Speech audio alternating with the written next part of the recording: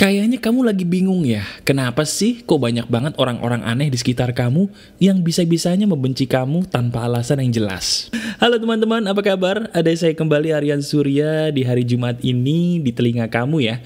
Nah kalau udah hari Jumat malam, berarti sudah tiba waktunya di pagar kehidupan untuk masuk ke dalam kategori cerdas 10 menit. Betul, 10 menit lebih dikit, tapi kamu sudah mendapatkan emas yang bisa langsung kamu praktekkan di hidup kamu saat itu juga. Nah, kali ini kita akan membahas sebuah hal yang seru nih. Hal penting yang bisa langsung kamu praktekkan untuk merubah hidup kamu.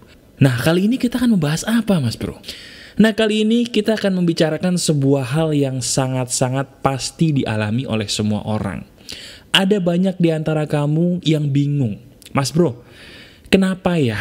Kok gue kayaknya harus kenal sama orang yang jahatnya tuh seperti dia gitu. Gue tuh gak tahu apa-apa, tapi kenapa ya orang-orang di sekitar gue kok kayaknya gak suka sama gue gitu.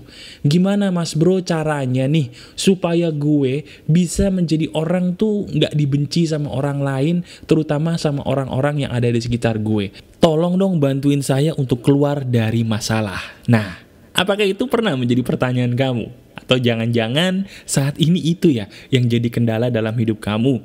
Merasa dibenci oleh orang-orang, tapi kamu nggak tahu harus melangkah kemana, kenapa, dan bagaimana ya. Nah teman-teman, pernah nggak kamu merasakan sebuah keadaan di mana kamu tuh niatnya baik gitu ya, tapi kok nggak tahu kenapa? Ada orang-orang gitu yang muncul dalam hidup kamu, tapi kelakuannya tuh buat kamu jadi sakit hati gitu. Jadi perih tuh hati kamu rasanya. Pernah nggak kayak gitu? Kenapa ya bisa begitu? Nah, awal ceritanya tuh begini loh. Dalam hidup ini teman-teman, ada kesalahpahaman terbesar yang sudah diyakini dan diamini oleh banyak orang. Kesalahpahaman terbesar itu adalah banyak orang yang meyakini bahwa ketika diri kita dibenci orang, berarti diri kita tuh hina. Berarti diri kita tuh sial. Coba, ada nggak di antara kamu yang merasa seperti itu? Karena ada orang-orang yang benci nih, kayaknya kok diri gue hina banget ya, sial banget ya. Apakah kamu ngerasa bahwa diri kamu itu adalah orang yang tidak berharga dan sial karena memang ada perilaku orang-orang yang membenci kamu? Nah itu loh kesalahpahaman terbesar yang sudah diyakini sebagian besar orang.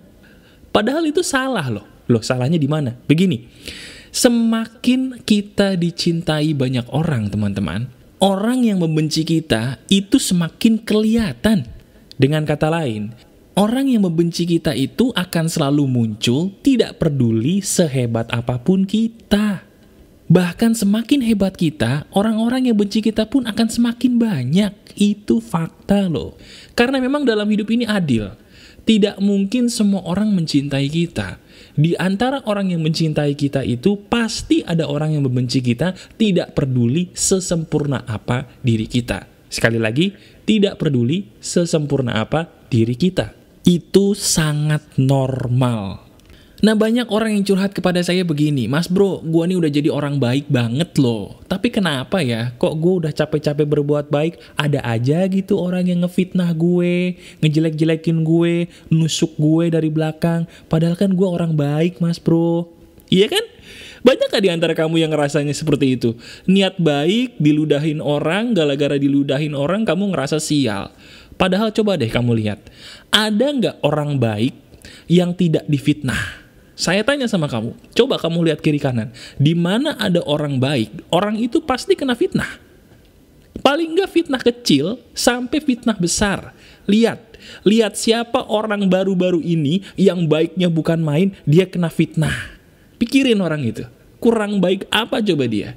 Tapi kena fitnah kan? Kenapa? Karena memang manusia itu selalu dikelilingi oleh segala sesuatu hal yang dimana ada warna hitam, harus ada warna putih. Dimana ada orang yang menyukai kita, pasti ada juga orang-orang yang tidak suka sama kita. Tidak peduli sebaik apapun dan sesempurna apapun kita. Nah sekarang saya akan memberikan kunci rahasia bagaimana cara kita menyikapi mereka dengan cara yang bijak, dengan cara pagar kehidupan yang pastinya bisa membuat kita sendiri selamat dan mereka pun bahagia. Caranya begini. Perlu kamu ketahui teman-teman, orang-orang yang membenci kita itu dibagi menjadi dua golongan. Sekali lagi, dua golongan. Golongan yang pertama adalah orang-orang yang membenci kita karena mereka iri dengan kemajuan kita.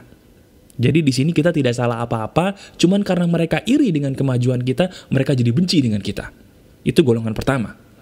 Nah, golongan yang kedua adalah orang-orang yang membenci kita karena memang kita sendiri yang kelakuannya, mohon maaf, amit-amit cabang bayi. Jadi orang yang membenci kita ini dibagi jadi dua golongan. Yang pertama karena memang mereka salah sendiri, karena mereka yang iri sama kita. Yang kedua, orang yang membenci kita karena kitanya sendiri nih sebagai manusia, teman-teman, yang kelakuannya salah dan layak untuk dibenci.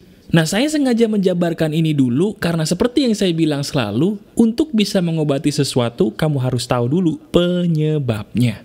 Nah, sampai sini pasti kamu bertanya nih. Kamu bertanya, kalau begitu mas bro, ada nggak sih ciri-cirinya dari orang yang benci kita karena mereka iri sama kita, dan orang yang benci kita karena memang kita sendiri nih yang salah?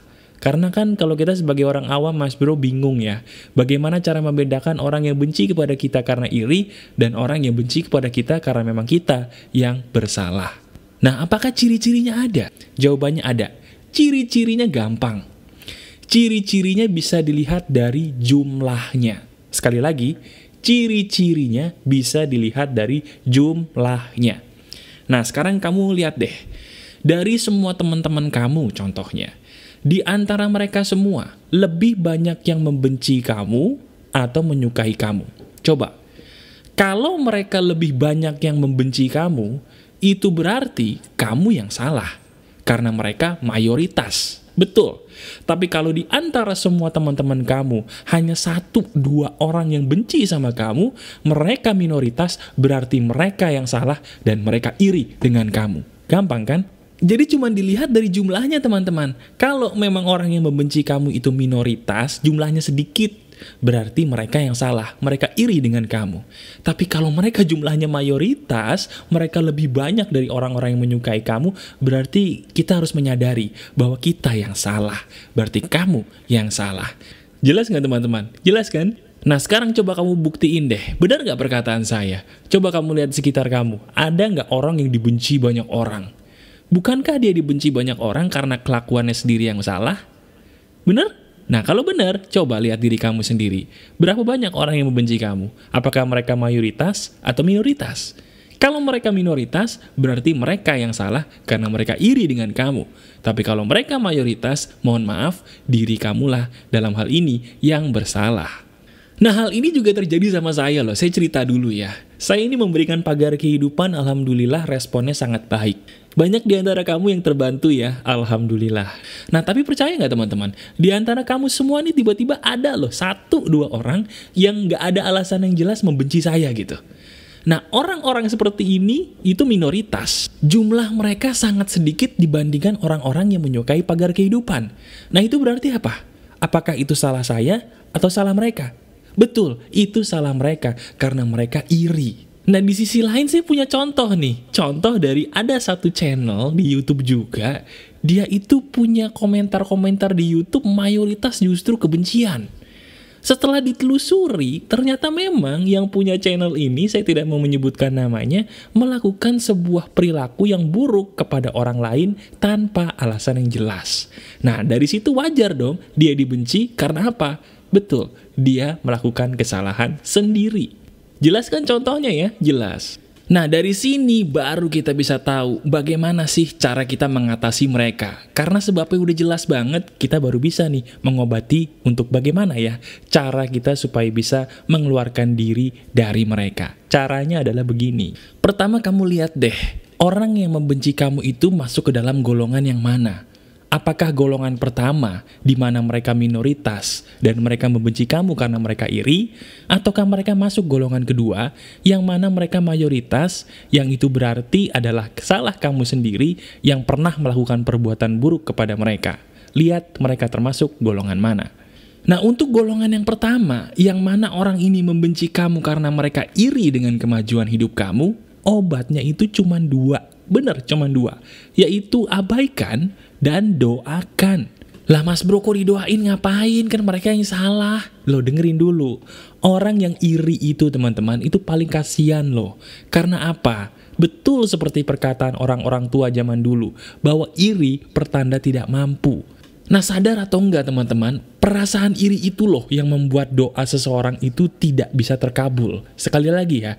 Perasaan iri itu adalah penghalang terbesar dari apa yang ingin kamu capai. Apapun hal itu. Nah sekarang bayangin, kasihan kan orang yang iri sama kita, mereka tuh nggak mampu seperti kita, dan mereka juga nggak akan mampu selama irinya itu masih ada di hati mereka. Nah makanya kita doain mereka, semoga mereka diberikan hidayah sama Tuhan semesta alam untuk kembali ke jalan yang benar, supaya hidup mereka pun bisa berubah menjadi lebih baik. Amin, amin pastinya ya. Jadi cukup abaikan dan doakan, nanti mereka diem dengan sendirinya, itu fakta. Nah itu yang pertama. Bagaimana kalau yang membenci kita Mas Bro termasuk dari golongan yang kedua, yaitu mereka yang membenci kita karena memang kita yang salah. Nah sekarang saya tanya sama kamu sendiri, kalau kamu nih punya salah, apa yang harus kamu lakukan? Bener, minta maaf tanpa rasa sungkan. Teman-teman, kamu sadar nggak sih berapa banyak masalah bisa selesai dalam seketika hanya karena perkataan maaf? Berapa banyak? Banyak! Percaya atau enggak nih, sebenarnya pertengkaran dalam hidup kamu, baik itu rumah tangga, pergaulan, ataupun dalam hubungan pekerjaan, masalah pertengkaran itu bisa kelar loh kalau salah satu mau minta maaf. Bener apa enggak? Nah sekarang, daripada kita mikirin kenapa dia benci gue, kalau mereka jumlahnya banyak dan memang itu salah kamu, minta maaflah kepada mereka. Ketika kamu berani minta maaf nih teman-teman, percaya atau enggak, nanti mereka pun akan baik loh dengan sendirinya kepada kamu. Kenapa? Karena memang kata maaf itu bisa membuat orang merasa dihargai. Dan perasaan dihargai itu yang bisa membuat masalah seketika menjadi lebih damai. Cobain deh, pasti saya bener. Gimana? Jelas kan? Nah dari sini sekarang kamu sudah punya ilmu baru. Bagaimana bisa menyikapi orang-orang yang membenci kita yang biasa disebut haters.